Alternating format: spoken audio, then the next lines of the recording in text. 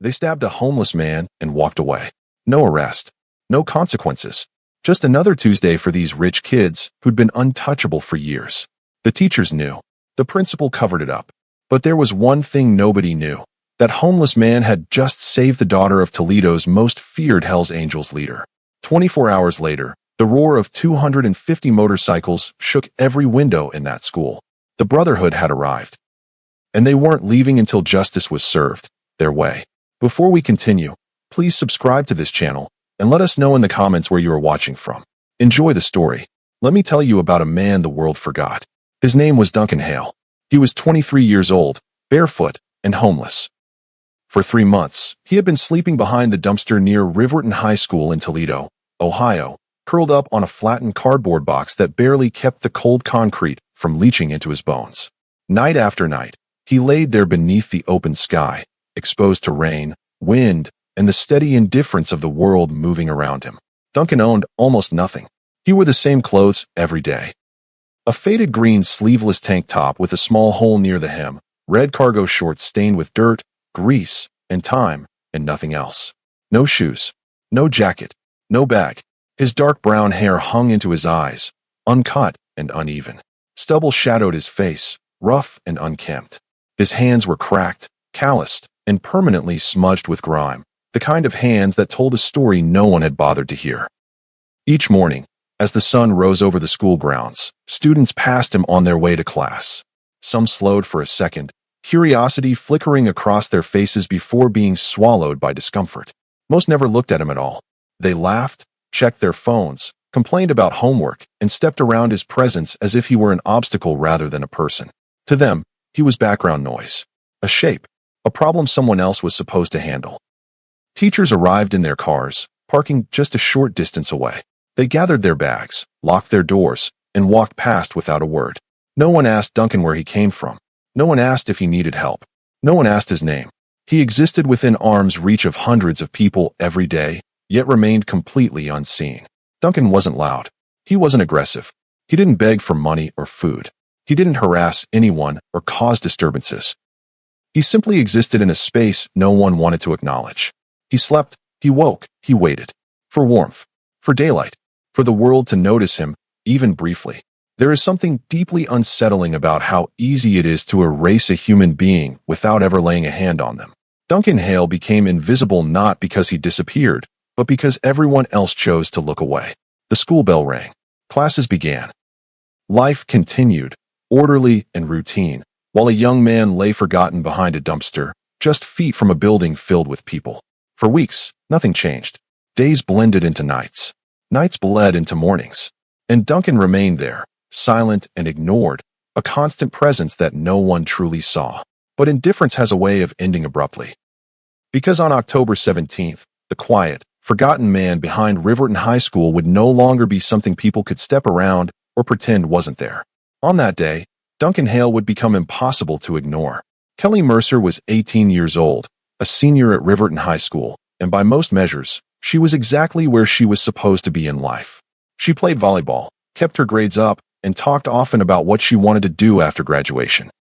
That Tuesday, she stayed late after school for practice, running drills long after the hallways had gone quiet and the building had begun to empty. Her father worked nights as a long-haul trucker. He was used to being on the road, used to trusting that his daughter could take care of herself for a few extra hours. Kelly had told him she'd catch a ride home with a teammate once practice wrapped up. It was a simple plan, the kind families make every day without a second thought. But plans change. By the time practice ended, the ride she'd counted on was gone. One teammate had left early. Another had car trouble. Kelly didn't make a fuss about it. She slung her backpack over one shoulder, pulled out her phone, and started walking through the parking lot toward the street. It was late enough that the campus felt different, quieter, heavier. Most of the cars were gone. The lights buzzed overhead, casting long shadows across the pavement.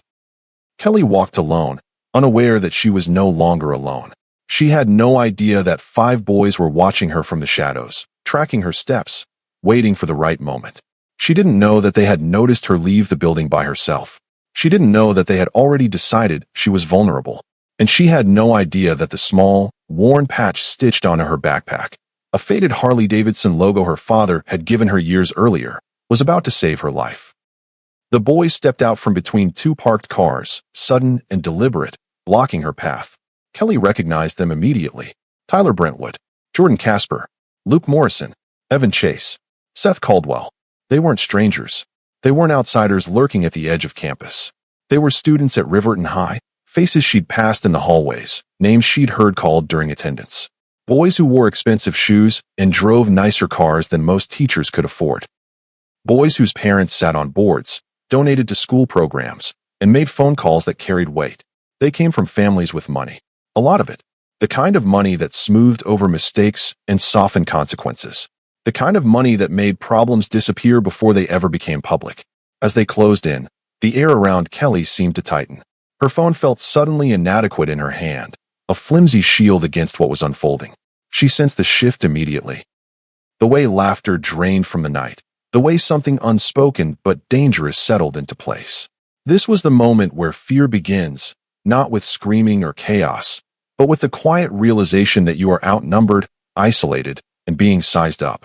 And if you've ever felt powerless watching bullies win, if you've ever seen silence protect the wrong people, remember this moment.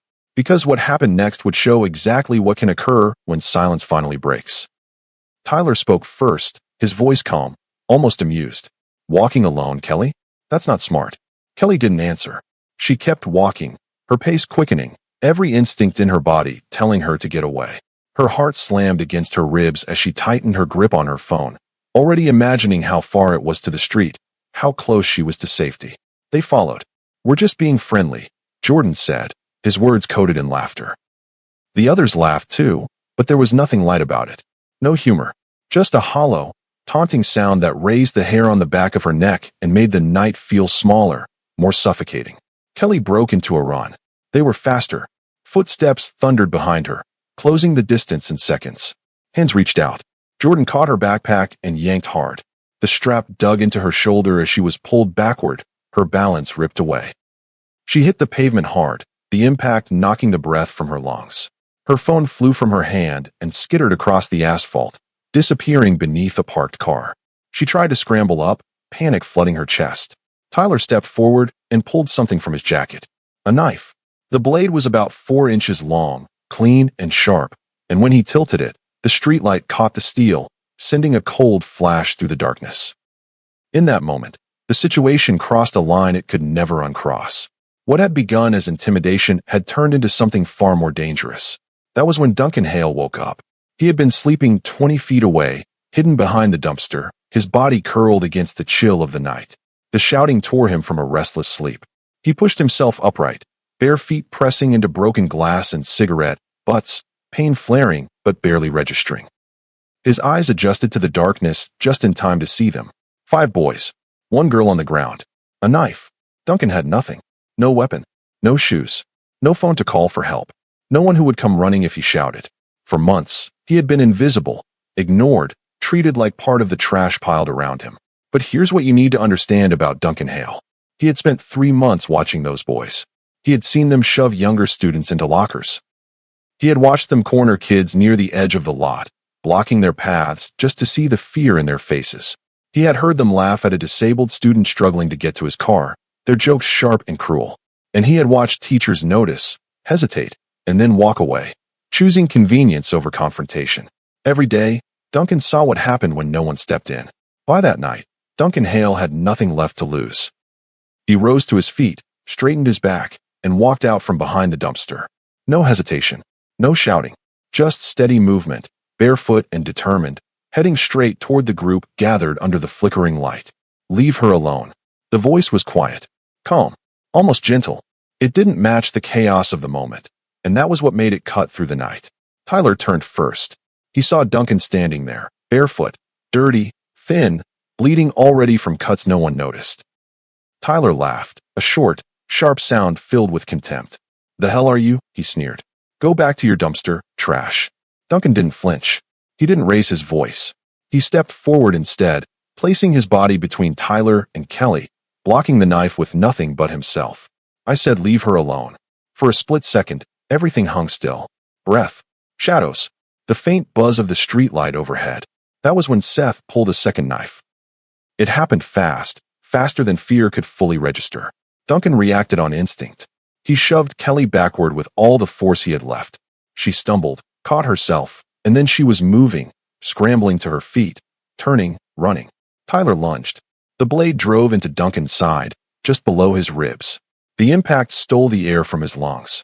He gasped and staggered, pain blooming hot and deep through his torso. Before he could recover, Jordan slashed at his arm. Blood sprayed across the pavement, dark and sudden, marking the ground beneath them. Duncan didn't scream. He reached out with his bleeding arm and clamped his hand around Tyler's wrist, fingers slick, grip desperate. He held on with everything he had, planting his feet, refusing to let go. "Run," he shouted. Kelly was already 30 feet away. She turned, looking back over her shoulder, frozen in terror at the sight of him still standing there, still fighting. "Run!" Something in his voice broke through. Kelly turned and ran harder, faster, away from the parking lot, away from the knives, away from the boys who had chosen her as a target. The moment she was gone, everything unraveled. Panic set in. Tyler wrenched his arm free. The spell broke. All 5 boys scattered, bolting in different directions, disappearing into the darkness, sudden cowards fleeing consequences. They vanished like roaches when the lights come on. Duncan collapsed. His legs gave out beneath him, and he hit the pavement hard. Blood pooled under his body, spreading into the cracks of the asphalt. His vision blurred, the world narrowing to sound and shadow. Somewhere in the distance, sirens wailed, faint at first, then growing louder. Kelly must have found someone. She must have called for help. As Duncan lay there, struggling to stay conscious, his thoughts drifted to something small and strange. The Harley-Davidson patch on her backpack. The worn stitching. The symbol he didn't recognize yet. As his eyes finally closed, he didn't know what it meant. But he would. Duncan Hale survived. Barely. The EMTs arrived minutes after Kelly's call for help. They found Duncan unconscious, his body surrounded by blood that had soaked into the pavement beneath him. One stab wound to his torso. 3 deep slash wounds across his arms and chest. His pulse was weak, his breathing shallow. They worked fast, loading him into the ambulance, fighting to keep him alive as the doors slammed shut and the sirens cut through the night. At Toledo Memorial, doctors rushed him straight into emergency surgery. 17 stitches closed torn flesh. A blood transfusion replaced what he had lost. Nearly 30% of his blood volume was gone by the time they stabilized him. For hours, his life hung in a fragile balance, dependent on machines, pressure, and luck. 18 hours later, Duncan opened his eyes. The first face he saw was not a doctor's. It belonged to a man sitting quietly in a chair beside his hospital bed. Marcus Mercer. They called him Reaper. He stood 6'3", built like a wall, his leather vest heavy with patches earned over decades. Skull rings wrapped 3 of his fingers. His arms were thick, corded with muscle and scars that told stories of their own. He was a member of the Hells Angels, Toledo Charter. And he was Kelly's father. Marcus didn't speak right away. He just sat there, eyes red, jaw locked tight. He wasn't crying, but grief and fury sat heavy on him, barely contained. His massive hands were clasped together, knuckles white, as if he were praying, or trying to keep himself from tearing the room apart. Finally, he leaned forward. "You saved my daughter," Marcus said. His voice cracked despite himself. "You don't know me. You don't know her. You had every reason to keep walking." He swallowed hard. "But you didn't." Duncan tried to respond, but his throat burned, dry and raw from the breathing tube. The words wouldn't come. Marcus lifted a hand, stopping him gently. "The boys who did this," he said. "Their names. I need you to tell me their names." There was no threat in his voice, no raised tone, just a quiet certainty that made the request heavier than a demand. Duncan told him everything. He described the parking lot, the knives, the laughter. He named them all. Tyler Brentwood, Jordan Casper, Luke Morrison, Evan Chase, Seth Caldwell. Every detail he could remember, laid out between shallow breaths and long pauses. Marcus listened without interrupting. When Duncan finished, Marcus nodded slowly. He reached into his vest, pulled out his phone, and stood. He made one call. "Brothers," he said into the phone. "Tomorrow morning. Riverton High. Full charter. Bring everyone." He ended the call and turned back to Duncan. "You rest now," Marcus said quietly. "We'll handle this." As he stepped away from the bed, a low, ominous rumble seemed to settle into the air, the promise of engines, of movement, of something coming that could no longer be stopped. The next morning, the sun rose over Riverton High School like it always did, casting long shadows across the front steps as students began to arrive. Tyler Brentwood walked through the doors as if nothing had happened. His posture was relaxed, his expression calm. There was no urgency in his stride, no hint of concern in his eyes. Jordan Casper was already at his locker, laughing loudly with friends, recounting something trivial as if the previous night didn't exist.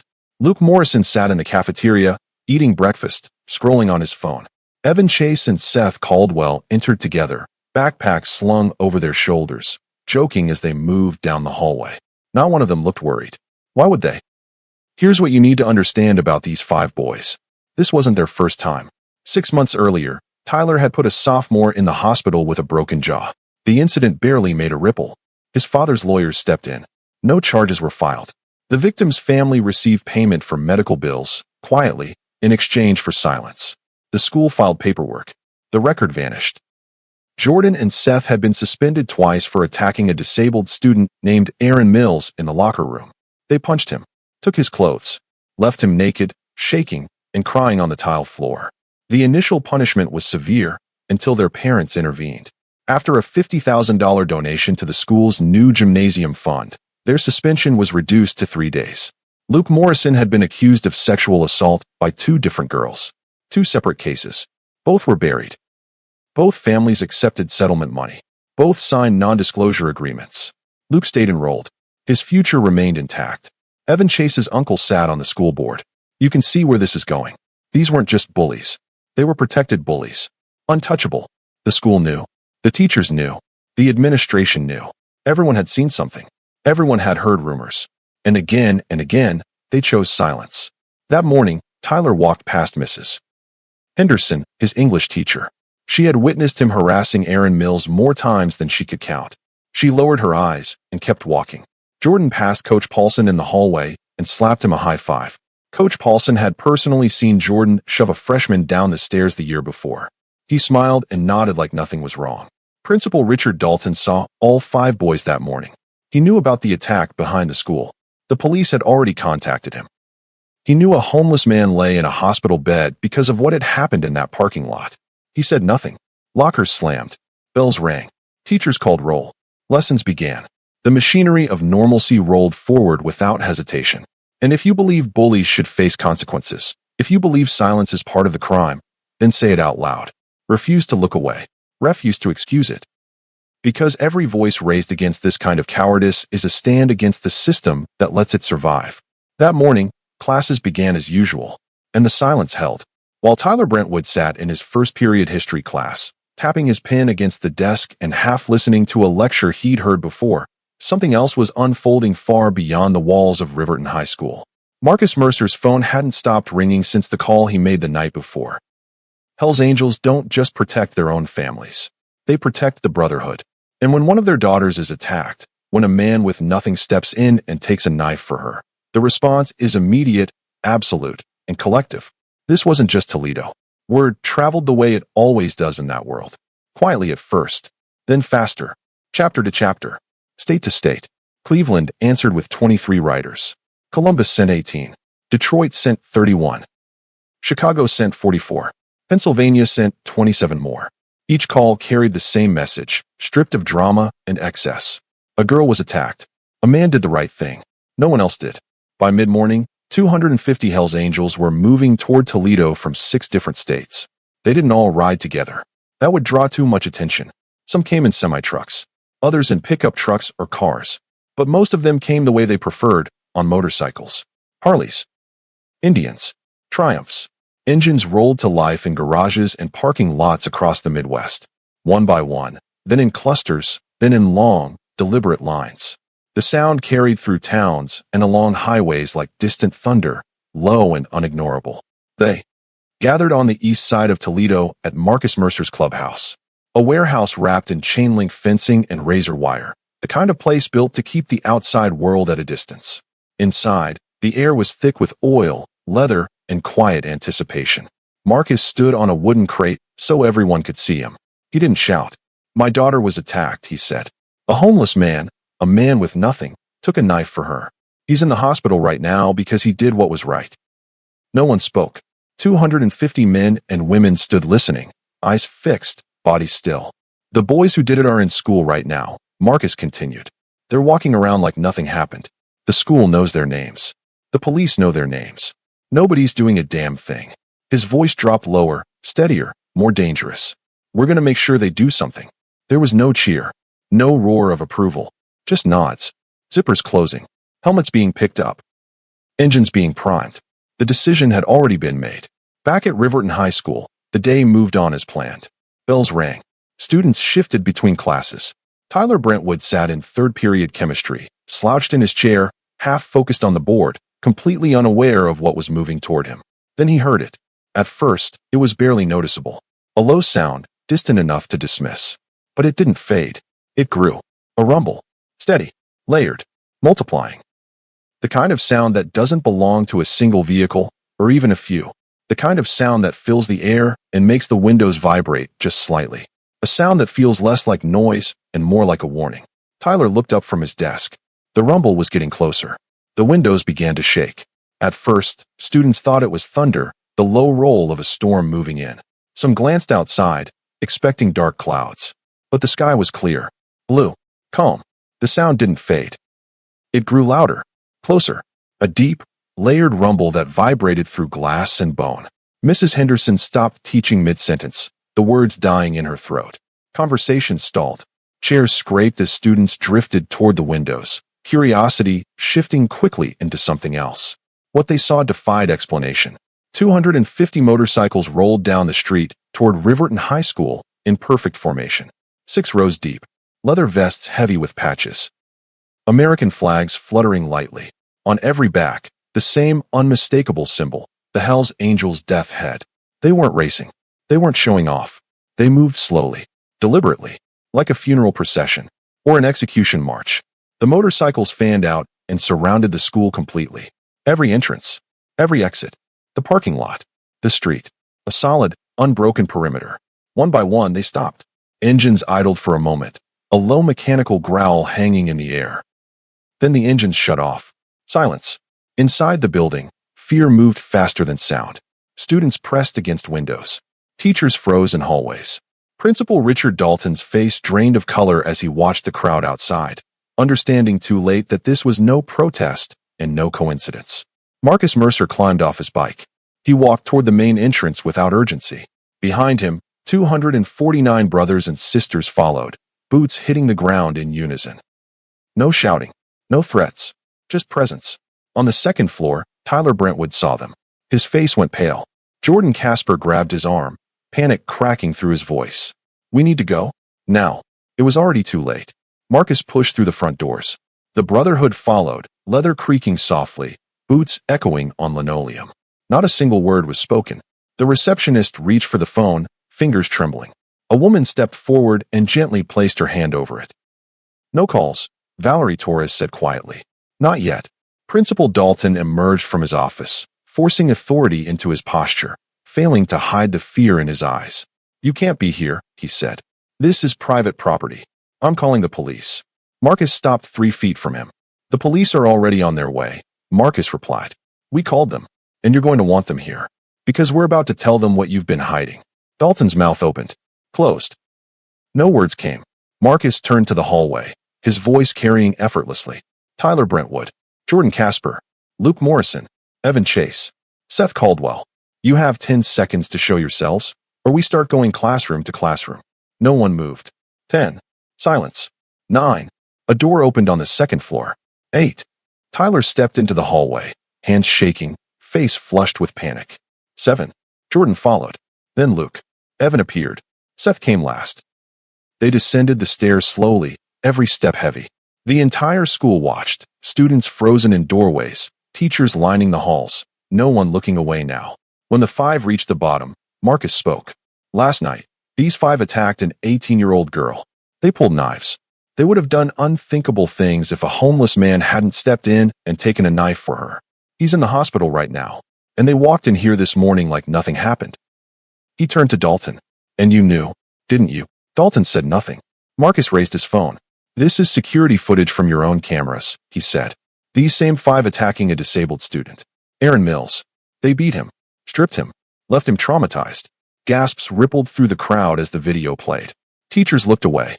Students stared in horror. You buried it, Marcus continued. Took a donation and made it disappear. Sirens wailed outside as police arrived. Marcus lowered the phone. Not anymore. 6 Toledo police cruisers rolled to a stop outside Riverton High School. The Hells Angels didn't block them. They didn't argue. They parted calmly, deliberately, creating a clear path. This wasn't a standoff. It was something else entirely. Inside the building, the weight in the air shifted as uniformed officers entered. At the front was Detective Sarah Rains. She had been assigned to the Duncan Hale case earlier that morning. She had already listened to the 911 call, already reviewed preliminary reports, already identified 5 primary suspects. What she hadn't expected was this. Marcus Mercer stepped forward and handed her a thick folder. Everything you need, he said evenly. Names, witnesses, video evidence, and documentation showing the school's been covering for these kids for years. Detective Rains opened the folder. Her jaw tightened as she turned the pages. Incident reports that went nowhere. Security footage labeled and time-stamped. Statements from students who had never been interviewed. Patterns that could no longer be dismissed as coincidence. She looked up once, just once, and nodded. That was when Tyler Brentwood panicked. He took a step backward, then another, eyes darting toward the nearest exit. He turned and tried to run. 2 riders stepped into his path. They didn't touch him. They didn't need to. Tyler froze where he stood, breath shallow, bravado gone. Tyler Brentwood, Detective Rains said, her voice steady and loud enough for everyone to hear. You are under arrest for assault with a deadly weapon. She guided his hands behind his back and secured the cuffs, reading his rights as his shoulders slumped. The clink of metal echoed through the hallway, sharp and final. One by one, the others followed. Jordan Casper broke down first, tears streaking down his face as he sobbed and protested that it wasn't supposed to go this far. Luke Morrison shouted about his father's lawyers, about lawsuits and influence and mistakes that could be fixed. Evan Chase said nothing at all, staring at the floor as if he could disappear into it. Seth Caldwell hyperventilated, panic overwhelming him as the reality he had never faced finally arrived. They were led away in handcuffs. The entire school watched. Phones came out. Videos were recorded. Whispers spread like wildfire. Within hours, the footage would be everywhere. Shared, replayed, dissected. For once, the story wouldn't be buried. In a classroom doorway down the hall, Aaron Mills stood quietly. The same student who had been beaten, stripped, and humiliated months earlier. The one no one had protected. Tears streamed down his face as he watched the boys who had tormented him being escorted past, powerless for the first time. They weren't tears of fear. They were tears of relief. Finally, someone had believed him. Finally, someone had stood up. And for the first time at Riverton High School, justice wasn't looking away. But the Hells Angels weren't finished. While the 5 boys were being loaded into police cruisers outside, Marcus Mercer and 6 other riders turned and walked calmly down the hallway toward the administrative wing. Their boots echoed with purpose. Detective Sarah Rains followed closely behind them. They entered Principal Richard Dalton's office without knocking. Dalton stood behind his desk, stiff and defensive, hands braced against the polished wood as if it might anchor him. He forced his shoulders back, clinging to authority that was already slipping away. Mr. Dalton, Marcus said evenly, his voice low and controlled. We need to talk about your pattern of obstruction. Dalton scoffed, attempting indignation. I don't know what you're talking about. This is harassment.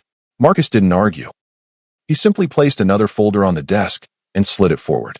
This is harassment, Marcus said. 17 complaints filed against those 5 boys over the last 3 years. 17. Physical assault, sexual misconduct, theft, vandalism. Every single one buried. He paused. Want to guess how much money their parents donated to this school during that same period? Dalton stared at the folder. Said nothing. $347,000. Marcus continued. I had a lawyer pull the financial records this morning. Public school. Public records. The room went quiet. Detective Rains stepped forward. Mr. Dalton, she said, I need you to answer a question honestly. Did you have knowledge of the attack on Aaron Mills? Silence. Did you personally witness any of the incidents involving these 5 students and choose not to report them? More silence. Then a voice came from the doorway. He witnessed all of them. Everyone turned. Mrs. Carol Henderson, the English teacher, stood there, hands trembling, tears streaking down her face. Her voice shook, but she didn't stop.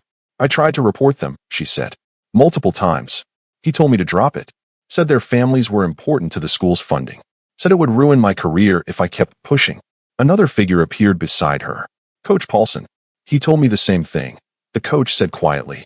After Jordan pushed that freshman down the stairs, I filed a report. He buried it. Then another teacher stepped forward. And another. 5 in total. Different voices. Different moments. The same story. Over and over again. Principal Dalton hadn't ignored the violence. He had managed it. Cataloged it. Buried it. He had protected 5 dangerous students because their parents wrote checks. Detective Raines reached for her handcuffs. Richard Dalton, she said, you are being detained for questioning regarding obstruction of justice, conspiracy to conceal criminal activity, and failure to report suspected child abuse. Dalton's face drained of color. This is insane, he stammered. You can't. We can, Raines replied. And we are. No one clapped. No one cheered. The Hells Angels stood silently as Dalton was led out of his office, past the desk where he had silenced victims and protected predators, past the teachers he had threatened, past the door he once controlled. Justice didn't raise its voice. It didn't need to. It simply did the work. 3 days later, Duncan Hale woke up to something he hadn't seen in years. Color. His hospital room was filled with flowers, crowding the windowsill, lining the counters, their scent thick in the air. And standing among them were people, leather vests, quiet voices, familiar faces he hadn't expected to ever see again. Marcus Mercer sat beside his bed. But this time, he wasn't alone. 8 other members of the Brotherhood stood around the room, filling the space with a presence that felt steady, protective, not intimidating, anchoring. How you feeling? Marcus asked. Duncan shifted, trying to sit up. Pain shot through his side and arm. He winced, the stitches pulling tight. Like I got stabbed, he said hoarsely. Multiple times. Marcus exhaled a short breath that might have been a laugh. Yeah, he said. About that. He reached into his vest and pulled out a folded piece of paper, smoothing it carefully before placing it on Duncan's lap. That's a lease, Marcus said. 1-bedroom apartment on Miller Street. First year's rent paid. Furniture included. Duncan stared at the paper. He didn't reach for it. Didn't unfold it. His brow furrowed, confusion and disbelief wrestling across his face. I can't, he said quietly. I don't have money. Marcus shook his head. You don't need money, he said. You have brothers now. Something broke. Duncan's eyes filled with tears, fast and uncontained. His chest hitched as he struggled to breathe around the weight of it. I'm not, his voice cracked. I'm nobody. Marcus leaned forward, his voice firm but gentle. You're the man who saved my daughter, he said. You had nothing, and you gave everything. That makes you somebody. A woman stepped forward from the back of the room. Jackie Morrison. They called her Chains. We also got you a job, she said. Auto shop on 5th. Owner's a friend of ours. You start when you're healed up. Duncan tried to speak. No words came. He just nodded, over and over, overwhelmed by something he hadn't felt in a long time. Security.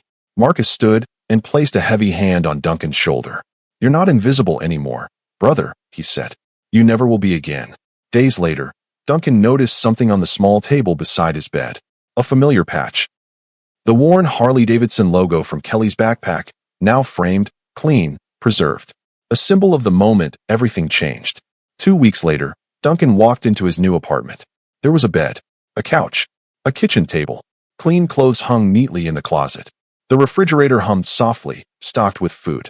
The silence wasn't empty. It was peaceful. On the counter sat a handwritten note. Welcome home. The Brotherhood. Duncan Hale sat down on his couch, and cried. For the first time in 5 years, the tears weren't from hunger, or cold, or pain. They were from finally belonging. The fallout was immediate and total. Within days, the story dominated every local outlet, then spread far beyond Toledo.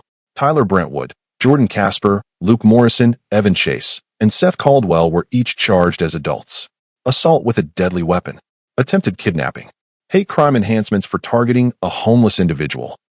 The charges were severe, and for the first time in their lives, no one stepped in to soften the landing. Their parents hired the best lawyers money could buy. It didn't matter. The video evidence was overwhelming. Multiple angles, clear audio, timestamps that told an unbroken story. Witness testimony poured in. Students, teachers, bystanders who had stayed silent before but no longer could. The public outrage was relentless, a pressure that refused to ease. Sentencing came swiftly. Tyler Brentwood received 8 years. Jordan Casper received 7. Luke Morrison received 9, compounded by prior buried allegations. Evan Chase received 7. Seth Caldwell received 6. All 5 were sent to separate facilities. No shared protection. No familiar faces. For the first time, they were alone with the consequences of their actions. Principal Richard Dalton was fired immediately. The district moved fast, severing ties before the ink on the charges was dry. He was later charged with obstruction of justice and failure to report child abuse. Facing overwhelming evidence, he pled guilty to avoid trial. His teaching license was permanently revoked. He served 18 months in prison, leaving behind the office where he had quietly traded student safety for donations. Riverton High School closed for an entire semester. A state investigation dissolved the school board and uncovered $1.2 million in misappropriated funds. Corruption stretched back 7 years, woven into budgets, contracts, and conveniently ignored complaints. When the school reopened, it did so under entirely new leadership, with mandatory reporting policies and a zero-tolerance approach to abuse that could no longer be negotiated away. Aaron Mills received a formal apology from the district. Not a quiet letter. A public acknowledgement. He also received a settlement, though no amount could undo what had been taken from him. Still, this time, his story was believed. And Duncan Hale? Duncan still works at the auto shop on 5th Street. He shows up early. He's good with engines. He has grease under his fingernails and stability under his feet. He has an apartment, friends, a place at a table, a brotherhood that will never let him disappear again. Kelly Mercer visits him every Sunday. They drink coffee. They talk about small things. The weather, work, life. They don't talk about that night very often. They don't need to. Some bonds are forged in blood and bravery. Those bonds don't break. And if there's something this story leaves behind, it's this: silence is a choice. And so is standing up. One lets harm grow. The other changes everything. Here's what this story is really about. It's not about motorcycles. It's not about revenge. It's not even about justice. It's about silence. For 3 years, teachers saw abuse and said nothing. They noticed bruises, heard rumors, witnessed cruelty in hallways and locker rooms, and told themselves it wasn't their place. For 3 years, administrators chose money over morality, weighing donor checks more carefully than student safety. For 3 years, wealthy families bought their sons distance from consequences, and the system let them. And for those same 3 years, victims suffered quietly. They learned the rules fast. Speaking up made things worse. Reporting led nowhere. Silence, at least, kept the target smaller. The system didn't just fail them, it trained them not to trust it. Duncan Hale was homeless. He was powerless. He was invisible. No influence. No money. No social standing. No expectation that anyone would come if he called for help. And yet, when it mattered most, he was the only one who refused to be silent. Think about that. The most powerless person in that parking lot was the only one with the courage to act. Not the teachers who had authority. Not the administrators who had resources. Not the parents who had influence. A homeless man with nothing to gain and everything to lose stepped forward when everyone else had already decided to look away. That should unsettle you. Not because Duncan was extraordinary, but because he shouldn't have been the exception. So ask yourself something honestly. How many times have you seen something wrong and stayed silent? This isn't an accusation. It's a human question. We've all done it. Fear of consequences. Fear of standing out. Fear of being wrong. Self-preservation is wired into us. But this story exists because one man decided that self-preservation wasn't as important as doing what was right. And because a group of people, imperfect, rough around the edges, misunderstood by many, decided that silence wasn't an option anymore. The system didn't save Duncan Hale. The system didn't save Kelly Mercer. The system didn't save Aaron Mills. People did. Flawed people. Ordinary people. Sometimes scary-looking people. People who made a choice. Because silence protects predators. And breaking it, no matter who you are, is where change actually begins. So here's my question for you. What are you going to do the next time you see something wrong? Because that moment will come. It always does. It might be small at first. An insult brushed off as a joke, a kid being cornered in a hallway, a rumor everyone pretends not to hear. Or it might be something bigger, louder, harder to ignore. But the choice will be the same. Will you be the teacher who looks away because it's easier? Will you be the administrator who chooses money over morality? Will you be the bystander who films, who watches, who tells themselves someone else will step in? Or will you be Duncan Hale? Duncan didn't have authority. He didn't have protection. He didn't have a safety net. He didn't even have shoes.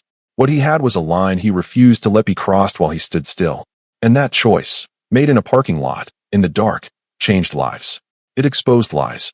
It shattered a system built on silence. That's the truth most people don't like to confront. Change doesn't usually start with institutions. It starts with individuals who decide they're done being quiet. If this story moved you, subscribe. Because there are more stories like this, stories about people who refuse to stay silent, even when silence would be safer. If you believe bullies should face consequences, like this video. Not for vanity, not for numbers, but to push back against an algorithm that often rewards comfort over truth. And if you've ever been silenced, if you've ever been told to keep your head down, to stop making trouble, to accept injustice because it's inconvenient to challenge it, say something now. Write it plainly. Write it loudly. I won't be silent. Let this be a place filled with voices that refuse to disappear. Thousands of people saying the same thing, together, so no one can pretend they didn't hear. Because silence protects predators. And we're done protecting them. Somewhere right now, Duncan Hale is working in an auto shop, grease on his hands, sunlight coming through an open bay door. He has a place to go home to. He has people who see him. Not because he asked for attention, but because he earned something far more lasting. Respect. This is what justice looks like when systems fail and humans succeed. This is what happens when ordinary people decide that silence is no longer an option. Thank you for watching. Thank you for caring. Thank you for refusing to look away. I'll see you in the next story.